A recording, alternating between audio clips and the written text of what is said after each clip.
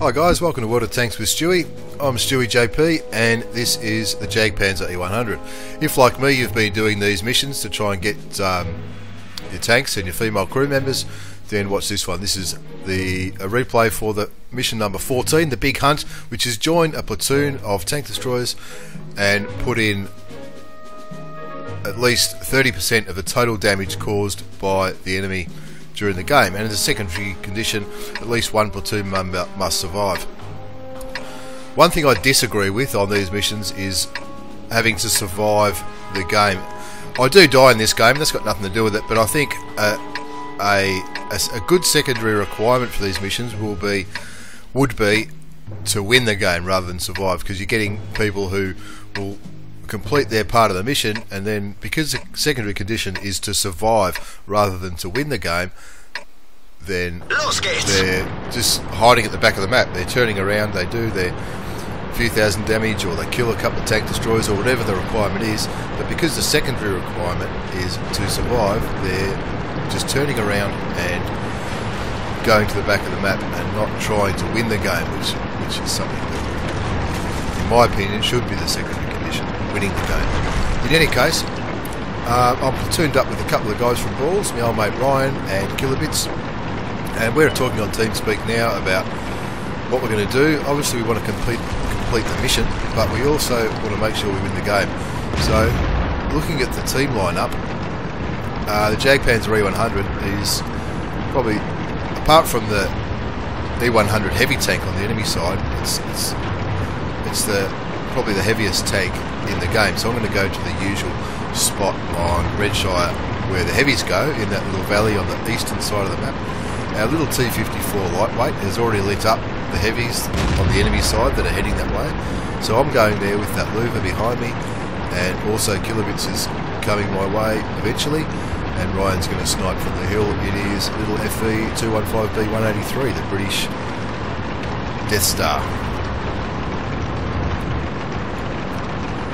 Now our strategy for this game is pretty simple. As I said, I'm going to go down to where the heavies normally go, but that rock that's just in front of me, that's what I'll be using as cover. I'm just going to sit behind that. Ryan's going to snipe from the hill in his Death Star, and Kilobits is on the other side of the hill watching the other side of the map, which I think he eventually joins me though, I'm not sure. But anyway, because there's not many of our blokes heading to this spot, I'm not going to go any further than where I am now. I'm using this rock as cover, because the only really weak point from my point of view, especially if they're up higher, is my lower glaciers, which they probably can't get a shot at, and I don't want to make it easy for them to do any damage to me, but at the same point, for the mission and for the game, I want to put in as much damage to them as I can. The IS-7 and the E5 is the only tier 10 that comes up against me, and I think there's a KB4 and maybe one of the IS-3s as well, but I can tell I've been spotted with my sixth sense, but that's alright. I knew that, well, they knew someone was going to be there, and straight away I'll put 1,000 damage in to the enemy E5. Now this low driver, or louver driver, I don't know if he's using me as a meat shield or not, but occasionally he holds me up, and we can already see on the map there's a lot of enemy tanks there. So I need to be bouncing these shots, and I need to be putting in as much damage as I can. Unfortunately, I missed that shot. It's a couple hundred damage in here, but he can only do 200 damage. He hasn't got the big gun on him by the looks of it, so he's only doing 200 damage at a time. So I'm not really worried about him. He is lighting me up for the enemy team, but there's no artillery, and they already know I'm there anyway, because I've got a shot into him. But if that little T-49 goes on the attack and starts circling me, so I've taken one of their tanks out, the E5. And obviously the T-49 knows I've got a long reload, so he just waits till I shoot, and he comes in. I've told the louver to fall back because he keeps blocking my retreat. I need to be able to get back behind this rock after I take a shot, and every time I do that, his turret's just blown off as well. Every time I have to be able to reverse to hide myself, and the louver was holding me up, so I've asked him to go backwards, which he's done. But there's still quite a lot of enemy tanks in that vicinity, and you can see on the west side of the map they're not breaking through, but they're making their presence felt on the other side of the map as well. I'm just waiting for one of them to poke over. We are comfortably winning, but we don't want to take any chances. Another 1,000 damage to the KV4 and block his shot as well. So I have taken a bit of damage, mainly from the E100. He obviously knows where to shoot me. You know, he's firing heat, so he's firing gold rounds, and maybe that's enough to get through the front. My front alarm. I don't know how that shot landed with the KV4, but it did. It's taken my damage up to 4,000 for the game, which I'm very happy with, and it's also taken the score to 10-4. Ryan's still up on the hill sniping successfully, and Kilobits has now joined me in this little corridor. We're successfully winning the game and capping, as I take another 1,000 damage out of that IS-7. And that's about all she wrote for me. I hide behind this rock again, but the E100 nearly takes me out. You can see we're capping quite well. We've got less than a minute to go, and the only enemy tanks left are these blokes who I'm keeping distracted so our E5 can continue to cap.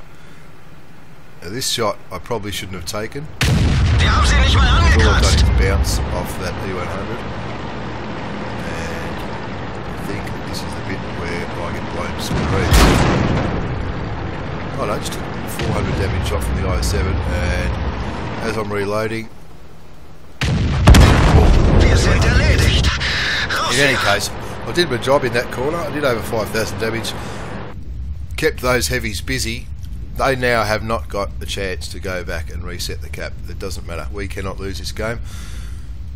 So, in my opinion, I did the right thing and stayed there, and Kilobits helped, and so did Ryan from up on the hill. And you can see we've successfully capped the game, and the results screen shows that I didn't have a bad game. 2,500 XP. That was for my double though, so 1,697. It's 2,546 for my double. So I've still got over 1,000 base XP. A couple of minor medals there, but on the results screen you can see 5,346 damage. Ryan had a great game as well, 4,463 damage. And Kilobits looks like he only got one shot off, but we still had a really good platoon mate. A big shout out to Ryan and Kilobits. Ryan's been helping me a lot with these missions in the artillery and the tank destroyer and all the different kinds of tanks, and we've been having a lot of fun while we've been doing it, and all the other guys from Balls as well. As we move on to the detailed results, you can see quite a few tanks did over 1,000 damage, and that's the key to winning a tier 10 game. Everyone has to do a little bit. You can also see in my personal results 28,891 with a premium account profit, which is a pretty healthy profit in a tier 10 game. Quite often on a tier 10 game you don't make money, even if you win you often lose money in a tier 10 game. But I must stress I wasn't firing any gold rounds at all. I was only using normal shells, which in the Jagdpanzer E100 are good enough. I blocked nearly 5,000 damage, which goes to show that how strong the armour is on the Jagdpanzer E100, and I'll put in just over 5,000 damage as well. Anyway, I hope you've enjoyed this video about the missions. I've got another video that I'll be doing shortly for the last tank destroyer mission, in which I use this same tank again. The gameplay is a little bit more exciting, but yeah, that'll be coming soon. So if you've enjoyed it, please consider commenting, subscribing or liking the page. It really does help out and make me do more videos. Anyway guys, have a good weekend. I'll see you next time.